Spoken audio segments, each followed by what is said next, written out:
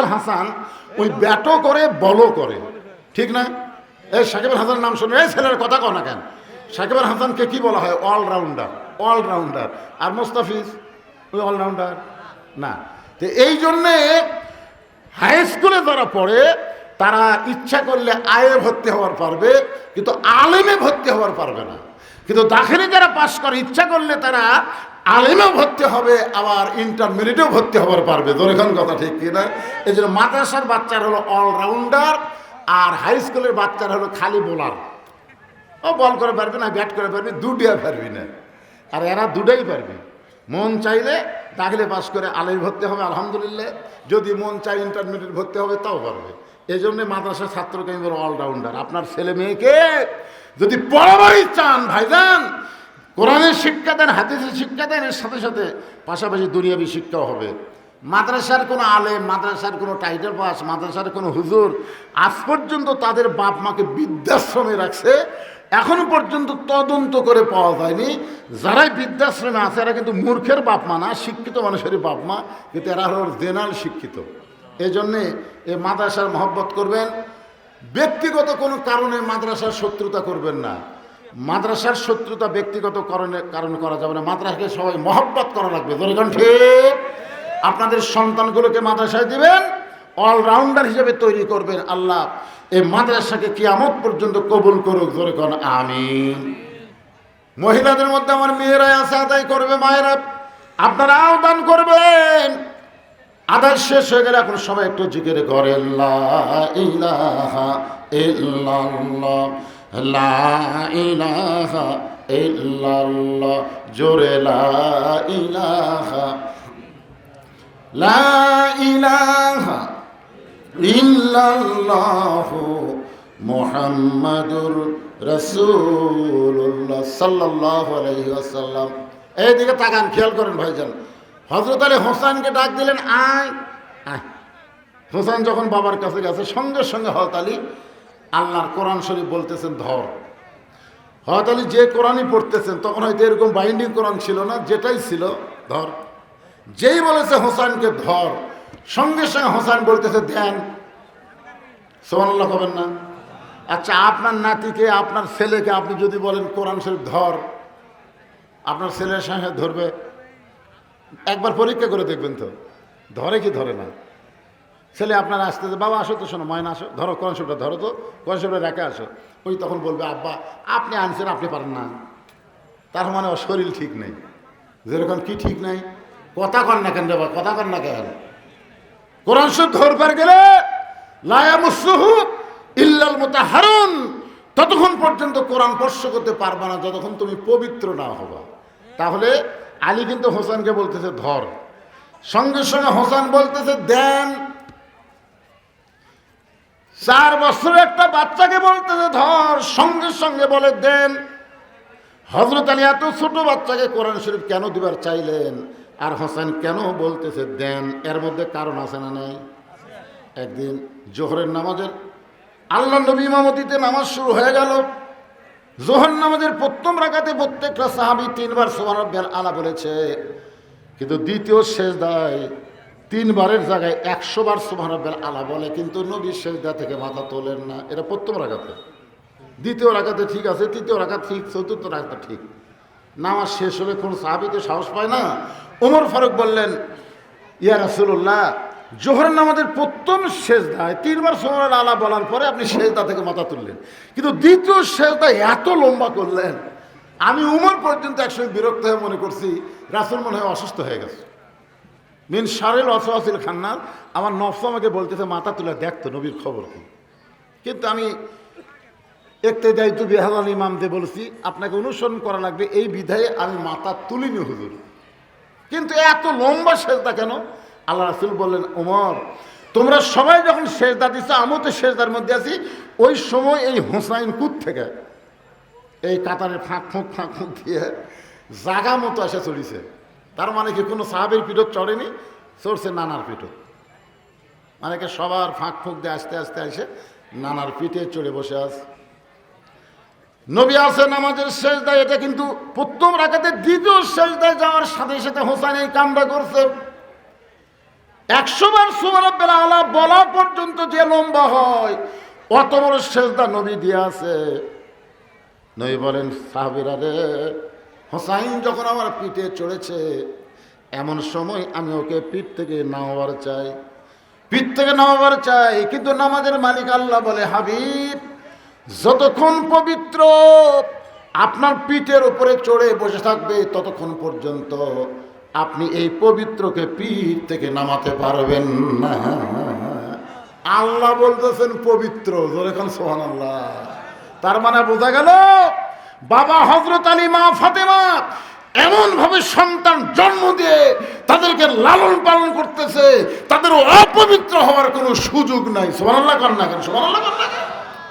আপনি কি মনে করছেন একটা বাচ্চা পেশাব করা মাত্রই কিন্তু আর ঘুমিয়েও থাকে না, প্যা প্যা করে কান্দে? জোরে কোন ঠিক কিনা? কারণ বাচ্চারা অপবিত্রকে ঘৃণা করে। দেখবেন পেশাব করে শুরু করছে, পেশার বই থাকবি না, আসে পেশাবের কাপড় টান দিয়ে পাশা ঠিক মতো মুছিয়া দিয়ে তারপরে শুকনা কাপড়ে রাখলে ওর কান্না থামবি। জোরে কোন ঠিক কিনা?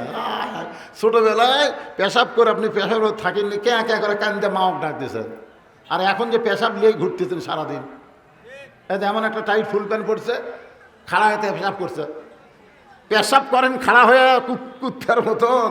আপনি মনে করছেন পেশাব নিংড়িছে না, আপনি যখন মনে করছেন আপনার পেশাব শেষ, তখনও আপনি পানি খরচ করে টয়লেট পেপার ইউজ করার পরে মালটা যখন জাঙ্গের মধ্যে ঢুকে পিছিয়েন টানিছেন, তারপরেও 13-14 ফোঁটা, কমপক্ষে 3 ফোঁটা পেশাব আপনার আন্ডারওয়্যারের মধ্যে পড়বি। তাহলে তিনি তিনবার পেশাব করছেন, 3 বার পেশাব তো 9 ফোঁটা হলো, এখন 9 ফোঁটা পেশাব কুটি গেল। আল্লাহ রাসূল বলেছেন, ওই ব্যক্তির কবরে সবচাইতে বেশি আযাব হবে যে পেশাব থেকে পবিত্র হয় না। জোরে করে কথা বলেন না কেন ভাইজান? পেশাব থেকে পবিত্র যাই হবে না, তার কবরে সবচাইতে বেশি আযাব হবে। অধিকাংশ ছেলেদের এই অকাম হচ্ছে। কি কষ্ট পেলেন?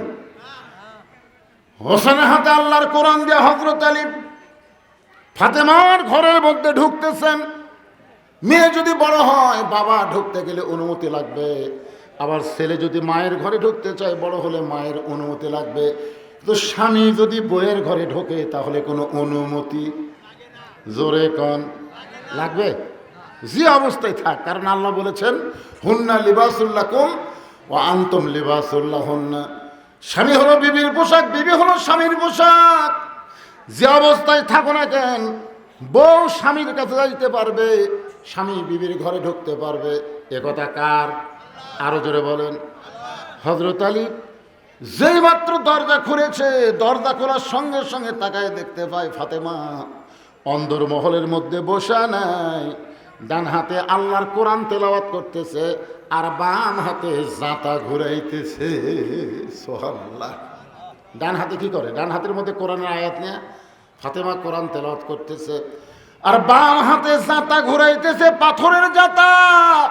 জব গমের আটা তৈরি করে বাম হাত দিয়ে, ডান হাতে আল্লাহর কোরআন তেলাওয়াত করে। সঙ্গে সঙ্গে হযরত আলী আসমানের দিকে তাকায়া আল্লাহর শুকরিয়া আদায় করে বলেন, রব্বানা, পড়েন, রব্বানা আতিনা ফিদ দুনিয়া হাসানাতাও ওয়া ফিল আখিরাতি হাসানা ওয়া কিনা আযাবান নার। আল্লাহ, এটা বউ কে রে? আল্লাহ, এটা কি দেখতেছি? এইটা না আমার দুনিয়ারই জান্নাত। জোরে কর সুবহানাল্লাহ। এত কষ্টের মধ্যে আছে, তারপরে আল্লাহর কোরআন তেলাওয়াত করতেছে, জাঁতা ঘুরাইতেছে। আল্লাহ, যার দুনিয়া সুন্দর না হবে, তার আখিরাত কোনো সুন্দর হবে না। এই ফাতেমার মতন বউ যে স্বামী পাইছে, আল্লাহ তার আখিরাতকেও সুন্দর করে দিয়েছে। এজন্যে রব্বানা আতিনা ফিদ দুনিয়া হাসানা। দুনিয়াতে যদি বউ সুন্দর না হয়, বউ সুন্দর মানে ঢপা সুন্দর না, এটি ঢপের কথা আসতেছে না, এটি চেহারার কথা আসতেছে না, এখানে চরিত্রের কথা আসতেছে। জোরে কথা বলে।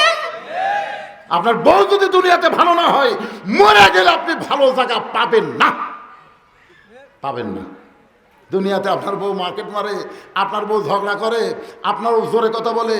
এমন কতগুলো বাড়ি আছে, ওই বাড়ির ধারতে গেলে মনে হচ্ছে এই বাড়ির মরদ মানুষ মরে গেছে, মেয়ে মানুষের সব জেতা আছে। জোরে কথা ঠিক করে।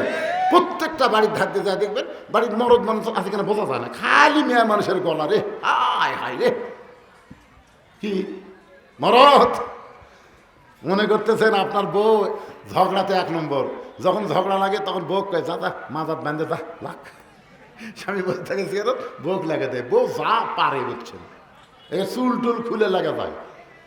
আমার মায়েরা শোনেন, হযরত আলী ঘরের মধ্যে লক্ষ্য করে আল্লাহর কাছে কাঁদতেছে আর বলে, আল্লাহ, যে বউটা আমার এত কষ্টের মধ্যেও তোমার কোরআন তেলাওয়াত করে আবার দুনিয়ার যাতা ঘুরায়, এমন বউটা পাওয়া হলো ভাগ্যের ব্যাপার। রব্বানা আতিনা ফিদ দুনিয়া হাসানাতাও ওয়া ফিল আখিরাতি হাসানা ওয়া কিনা আযাবান নার। আল্লাহু আকবার।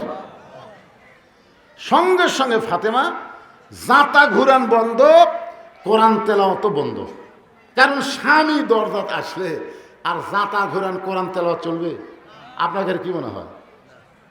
আমাদের বউগুলা কি যেই মাত্র হযরত আলী দরজায়, সঙ্গে সঙ্গে ফাতেমা যাতা ঘুরান বন্ধ, কোরআন তেলাওয়াত বন্ধ করে খুব দ্রুত গতিতে এসে বুড়া আঙ্গুলে ভর দিয়া স্বামীর কপালে একটা চুমা খায়।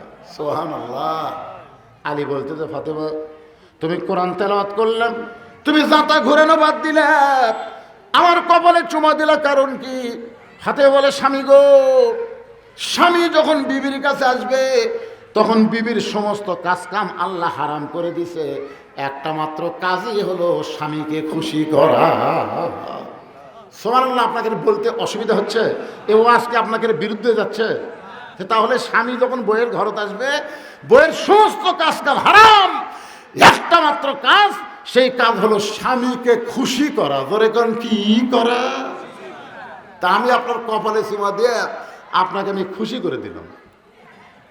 আলী বলতেছে, তাই বলে তুমি না যাতা ঘুরান বাদ দিলে, কিন্তু কোরআন তেলাওয়াত ফাতেমা আপনি জানেন না, শুধুমাত্র ফরজ ইবাদত ছাড়া বউ যদি ফরজ নামাজের নিয়ত করে, তখন স্বামী যদি ডাকে, ফাতেমা ও ফাতেমা, তখন কোনো উত্তর দেওয়া যাবে না, কারণ আল্লাহর নামাজ পড়তেছে।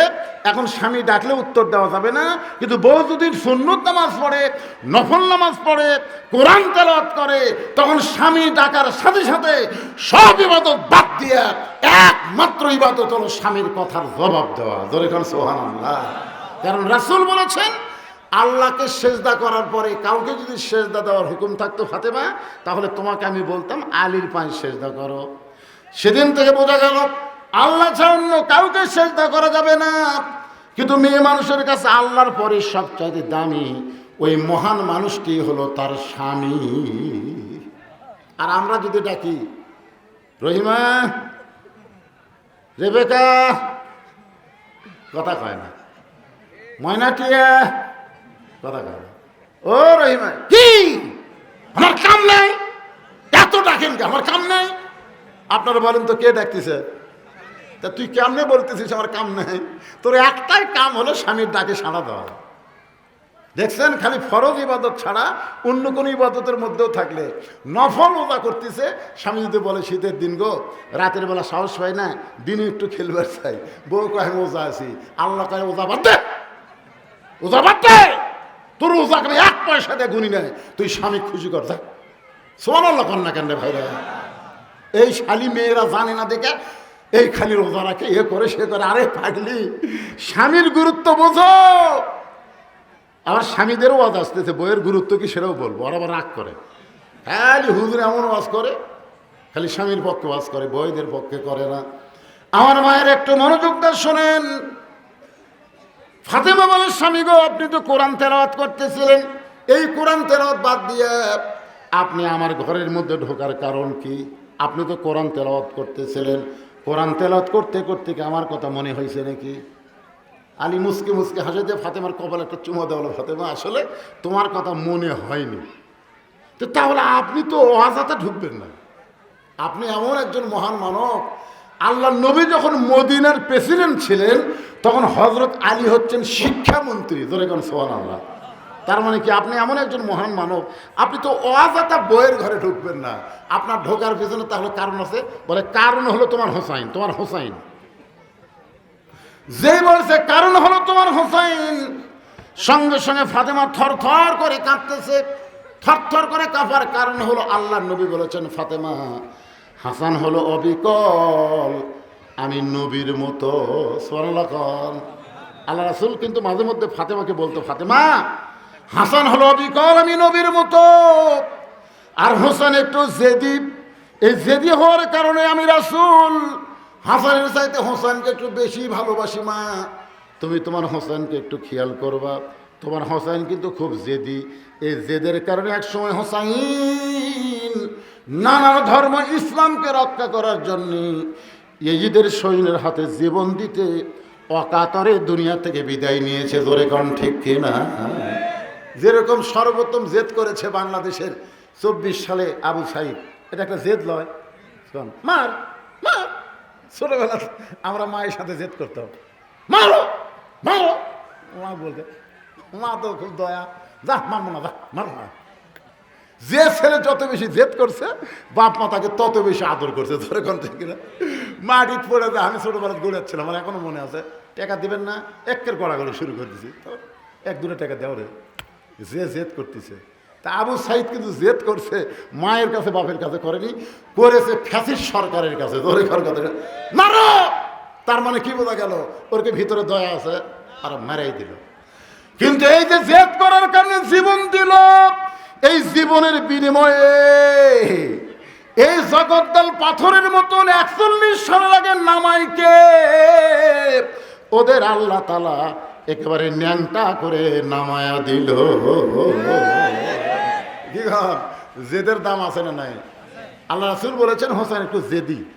ফাতেমা বলে, স্বামী গো, আমার হোসেন এমন কি করলো যেটা করার কারণে আপনি কোরআন তেলাওয়াত বাদ দিয়ে ঘরের মধ্যে ঢুকলেন? আলী বলতেন, ফাতেমা, কোনো চিন্তা করো না, তোমার জেদি হোসেনের হাতে এখন কোরআন শরীফ দিয়েছি। তোমার জেদি হোসেনের হাতে কি দিয়েছি? ফাতেমা মুস্কি মুস্কি হাসার বলে, ওই বাবা মা হলো সবচাইতে বড় ভাগ্যবান, যার শিশু বাচ্চার হাতে থাকবে আল্লাহর কোরআন। সুবহানাল্লাহ। সবাই বলবি না তো? আগডম বাগডম ঘোড়াডম সাথে ঢাক ঢোলক ঝাঁঝর বাজে, এই মিথ্যা শিক্ষা এক বই দেখে পিঠ ব্যাকা হয়ে গেছে। বারে ক্লাস 2 এর ছাত্র এক ব্যাগ বইলে যাচ্ছে, মাজা ব্যাকা। কে রে, তোর ব্যাগের মধ্যে কি মাল আছে রে? হায় হায়, আইরাই টিয়ে লাই ভরা দিয়ে লালে গেল বল মাছে, তাই না থেকে ভদন নাছে। এই মিথ্যা শিক্ষা আপনার মাসুম বাচ্চার হাতে তুলে দিয়েছেন। আপনি মনে করেন না আপনি বাবা জান্নাত যাবেন। জান্নাত আপনার মায়ের বাড়ির মঙ্গ বাড়ি না, জান্নাত হলো একজন বান্দার ঘর। ধরে কোন কথা বলে? তা আপনি কি আপনার মাসুম বাচ্চার হাতে কোরআন শরীফ পারেন না? আলীর মতো, ফাতেমার মতন তারা বাপ মা আজকে খুশি।